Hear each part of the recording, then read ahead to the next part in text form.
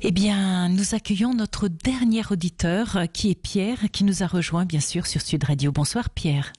Bonsoir. Bienvenue. Merci. Et qu'est-ce que vous avez envie de nous partager, Pierre ? Alors, le problème actuel, c'est que je vis chez ma mère. Et le problème, c'est que j'ai un serpent domestique qui est chez moi, que j'ai depuis 3-4 ans. Oui. Qui s'appelle Jack. Et la problématique, c'est que j'aimerais emménager avec ma copine en région parisienne. Le problème était qu'elle refuse de vivre avec moi, avec le serpent. Sauf que le Jack, c'est mon animal que j'ai depuis 4 ans, c'est mon bébé, et je refuse de m'en séparer.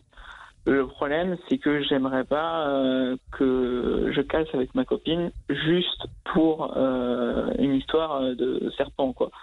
Et elle veut absolument pas vivre avec. Du coup, elle vous expliquait pourquoi ? En fait, elle en a peur. Elle en a peur totalement. Elle sait pas. Elle a peur. Elle sait pas comment ça réagit.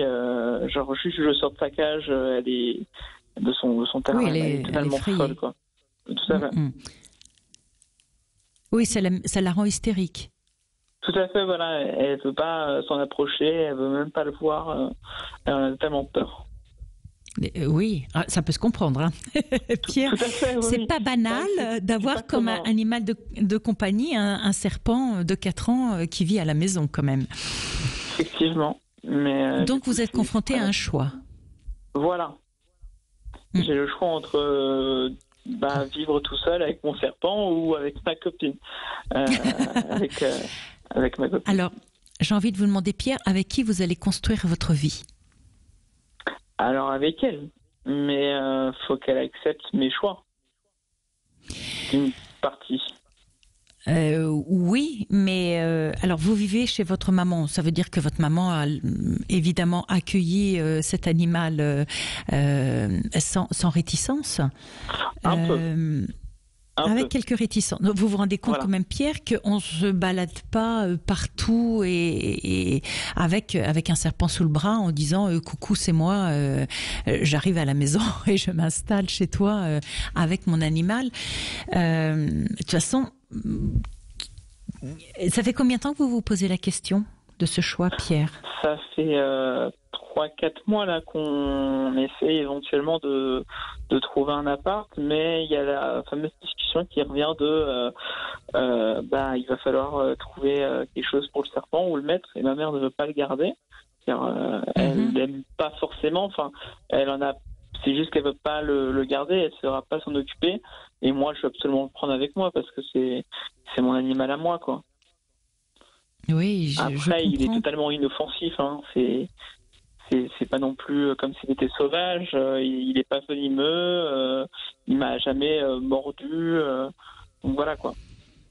C'est quand même très intéressant que vous qui êtes attaché si fort à votre serpent, vous ayez attiré à vous une personne qui a une peur si grande de ce serpent qu'elle est prête à casser votre relation plutôt que de l'accepter dans votre couple. En quelque sorte, c'est ça. Un peu, pas totalement. C'est que le problème, c'est que moi, d'un côté, j'ai l'animal, j'ai mon animal, mon chéri, quoi, mon animal à moi que je veux vraiment pas lâcher et que je refuserais de lâcher parce que j'ai grandi avec, totalement, tout à fait. Vous avez quel âge, Pierre ? J'ai 19 ans. Et donc vous avez grandi, vous aviez... Toute mon adolescence, on va dire. Oui, vous aviez 15-16 ans quand vous l'avez eu. Voilà. Et le problème, c'est que ma copine, ça fait quasiment 1 an qu'on est ensemble. Et le problème, c'est que je sais pas en fait quoi faire. Si elle pourrait faire des efforts ou si c'est à moi, je sais pas. En fait, je suis perdu. De toute façon, elle a essayé de faire des efforts. Le problème, c'est que non, pour l'instant, elle veut pas en parler. Enfin, pour elle, c'est la discussion est niette. Mais le problème, c'est que compliqué, quoi. Genre, elle veut vraiment pas faire d'efforts. Elle veut pas. En fait, moi, je veux bien faire un effort vers elle. Par exemple, en le mettant dans une pièce spécifique, fermée, par exemple, ce qu'on pourrait faire, on en avait parlé. Mhm. En plus privé que pour ça. Une petite pièce, pas forcément une grande pièce, mais une petite pièce où on pourrait l'accueillir. Mais là, du coup, elle peut même pas essayer de voir. C'est ça le problème, quoi. Oui. Oui, mais si elle a une phobie des serpents, Pierre, ça va être très compliqué pour elle d'accepter, d'autant plus si vous vous mettez ensemble, vous êtes jeunes tous les deux, je pense que dans sa tête, il y a une perspective de construire une famille, d'avoir des enfants. Donc, quand on a une phobie, imaginez mettre son enfant en contact avec un animal qui vous fait peur à ce point-là, c'est juste pas possible. Oui, d'une part. Ah, mais le problème, c'est que un serpent, on va dire que je pense que le serpent sera, on va dire, il restera pas là toute sa vie, quoi. Enfin, toute sa vie, mais il va pas rester toute ma vie. Au bout d'un moment, il va partir et les enfants prendront place, à mon avis. Enfin, j'en suis pas encore là. Je pense pas vraiment à ça encore. Oui, oui, mais vous ne savez pas si elle n'y pense pas. Vous savez, lorsqu'une femme commence voilà, à se mettre une jeune femme en ménage avec un homme, c'est que pour elle, quelque part, elle vous voit comme l'homme de sa vie. Donc forcément, dans sa vie, à moins qu'elle ne vous l'ait pas dit, mais il y a forcément le désir de construire une famille, de devenir maman et d'avancer avec vous.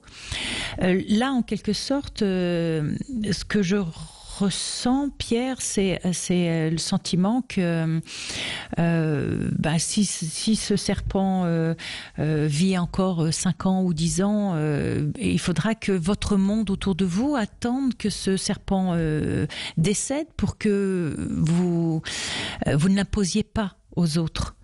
Est-ce qu'il n'y a pas quelque part, pourquoi, je dirais, vous avez absolument ce besoin d'imposer cet animal à des gens autour de vous qui n'aiment pas cet animal, justement? Vous n'avez pas choisi un chien, vous n'avez pas choisi un animal de compagnie, entre guillemets, je dirais, normal. Vous avez choisi un serpent. En quoi ce serpent symbolise quelque chose pour vous? Quelle projection vous faites de vous-même dans ce serpent?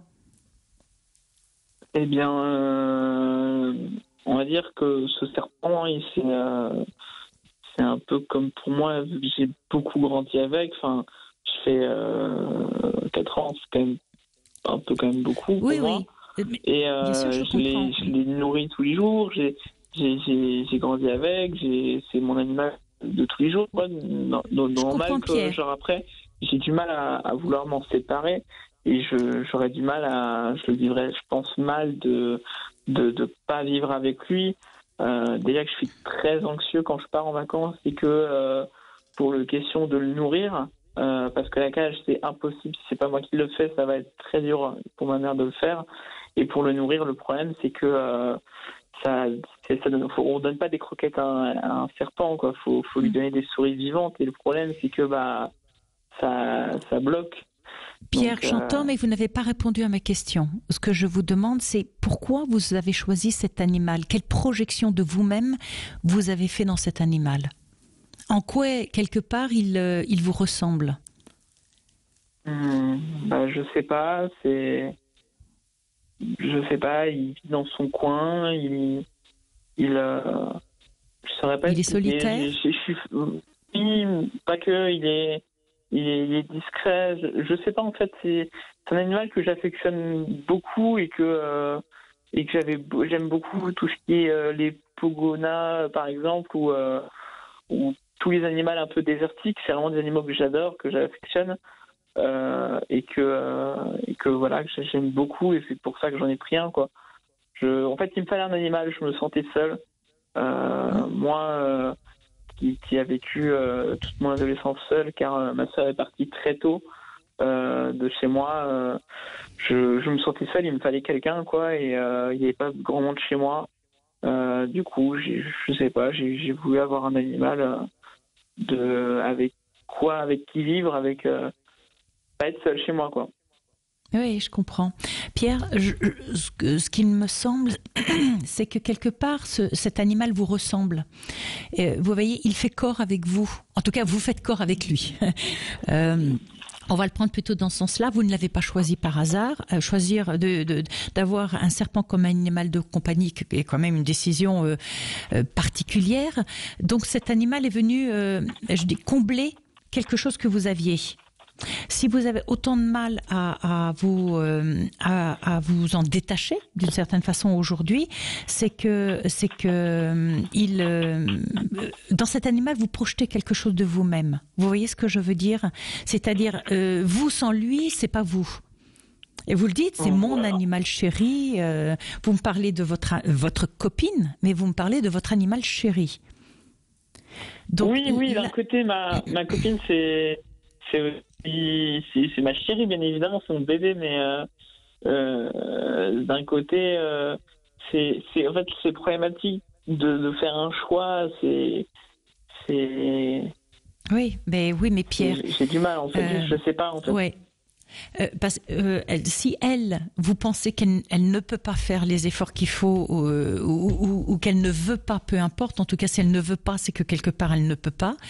Ça va être à vous de faire les efforts qu'il faut. Et à vous de savoir jusqu'où vous êtes prêt à aller pour construire quelque chose avec elle. Et si cette construction passe par le fait de vous séparer de votre animal, il y a une vraie décision à prendre. Vous habitez où, Pierre? Je suis dans le 92. Ah oui, en plus vous êtes en région parisienne, donc c'est vraiment pas le lieu où on peut dire c'est un animal qu'on peut mettre quelque part. Vous pourriez le mettre quelque part, vous pourriez le confier à un zoo, à des gens qui s'en occuperaient, que vous pourriez aller le voir éventuellement. Il y a peut-être des petites solutions alternatives, mais vous avez un vrai choix. D'abord de savoir qu'est-ce que représente pour vous cet animal et en quoi il vient régler des souffrances que vous avez derrière, Pierre. Parce que moi, je pense que en 3 mots, ce que vous m'avez dit sur ce sentiment de solitude, etc. D'avoir pris un animal aussi solitaire, qui demande rien, qu'on met dans un coin, qui vit sans trop bouger, et ça doit correspondre un peu à vous. Et forcément, vous avez une décision à prendre. Oh Pierre, je suis confuse parce que je trouve votre sujet passionnant, mais on arrive au terme de cette émission et je vais être obligée de vous laisser, Pierre. Avec tout ça. Mais réfléchissez vraiment sur ce point-là. Il n'y a pas de souci, je vais réfléchir fortement. Oui, et demandez-vous encore une fois avec qui vous allez construire votre vie future. C'est une vraie question. Je vous souhaite bon vent, Pierre, et j'espère à bientôt. Merci à vous aussi, puis passez une bonne journée. Merci à vous aussi. Voilà, chers auditeurs, écoutez, c'était notre dernière émission en libre antenne. Maintenant, vous me retrouverez la semaine prochaine dans toutes les émissions, les spéciales que je mets en place. Elles ne seront plus le mercredi, mais elles seront maintenant le jeudi. Donc notre prochain rendez-vous, ce sera jeudi prochain, le 11 février, et nous parlerons d'hypersensibilité. Alors à vous qui m'écoutez, qui vous sentez hypersensible et qui faites de cette qualité une faiblesse, eh bien surtout rejoignez-moi jeudi prochain. Je serai avec mon intervenant, un vrai expert de ce sujet, Saverio Tomasella, et on verra les origines de l'hypersensibilité et on insistera vraiment sur les bons côtés de l'ultrasensibilité. C'est un trésor, beaucoup plus qu'une casserole. Nous aborderons ce sujet. Je vous embrasse très fort. Jusqu'à présent, c'était merveilleux de passer toutes ces soirées avec vous. On les concentrera, on fera quelque chose d'hyper fort. Jeudi prochain et tous les prochains jeudis également, je vous retrouverai sur une spéciale. Écoutons-nous. Je vous embrasse très fort et je vous souhaite une belle soirée.